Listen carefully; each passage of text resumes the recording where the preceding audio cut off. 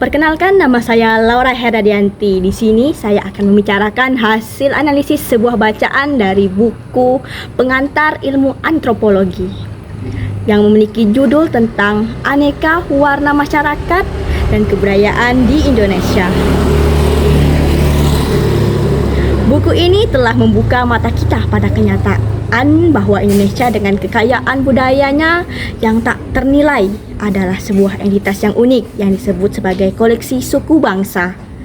Ini merupakan sebutan yang tepat untuk menggambarkan keragaman yang tidak hanya terbatas pada ras atau agama, tapi meluas hingga pola perilaku, bahasa, pendidikan, dan latar belakang.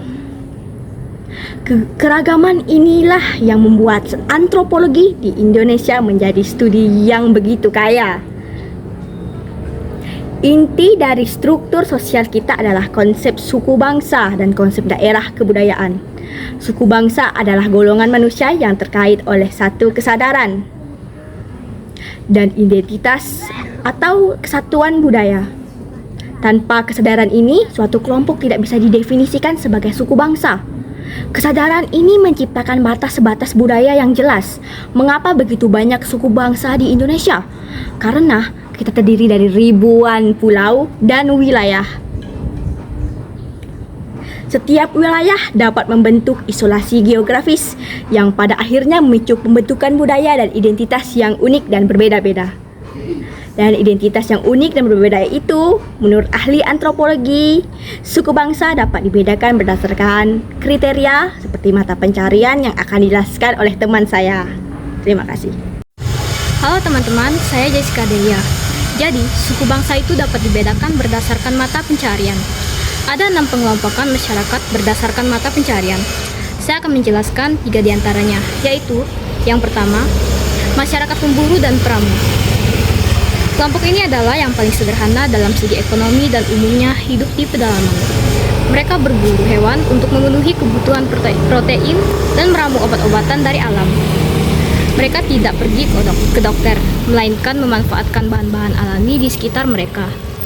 Gaya hidup mereka cenderung berpindah-pindah, tergantung ketersediaan sumber daya alam. Kelompok ini menunjukkan adaptasi luar biasa terhadap lingkungan hutan. Kedua, masyarakat peternak. Kehidupan kelompok ini sepenuhnya berputar di sekitar peternak, seperti sapi, kerbau, atau kambing. Secara historis, banyak masyarakat peternak bersifat nomaden atau berpindah-pindah mengikuti padang rumput untuk mengembalakan ternak mereka. Mereka tidak hanya menjual ternak hidup, tetapi juga mengolah hasilnya seperti susu menjadi keju atau mentega, yang menjadi dasar mata pencaharian mereka. Ini adalah sistem ekonomi berbasis hewani yang terstruktur. Ketiga, masyarakat ladang. Kelompok ini melakukan sistem pertanian yang disebut perladangan pindah. Ini berbeda dengan petani sawah. Peladang sering membuka lahan baru di hutan, biasanya dengan cara menebang pohon dan membakarnya untuk mendapatkan substrat tanah sementara. Mereka menanam komoditas seperti durian, pisang, atau buah-buahan. Metode ini menunjukkan hubungan yang erat namun juga eksploitatif terhadap sumber daya hutan, dan umum ditemukan di daerah tropis seperti Asia Tenggara. Halo semuanya, perkenalkan nama saya Mutiara Hidayaningrum. Saya akan melanjutkan 3 pengelompokan lainnya. Yang keempat adalah masyarakat nelayan. Mereka hidup di pesisir yang mengandalkan laut untuk mencari ikan. Keunikan dari mereka adalah adanya organisasi sosial seperti koperasi nelayan yang dibentuk untuk mengatur tangkapan dan menghindari adanya konflik. Lebih jauh, mereka memiliki sistem religi yang dapat kita lihat pada ritual-ritual yang menyajikan sesembahan ke laut. Contohnya adalah ritual yang dilakukan di Pelabuhan Ratu, yang menunjukkan kepercayaan terhadap unsur magis atau penunggu laut, yang bertujuan untuk memohon keselamatan dan hasil tangkapan yang melimpah. Yang kelima adalah masyarakat petani pedesaan. Ini adalah kelompok agraris yang lebih beradab karena sudah menggunakan irigasi untuk mengatur air dan cenderung menetap.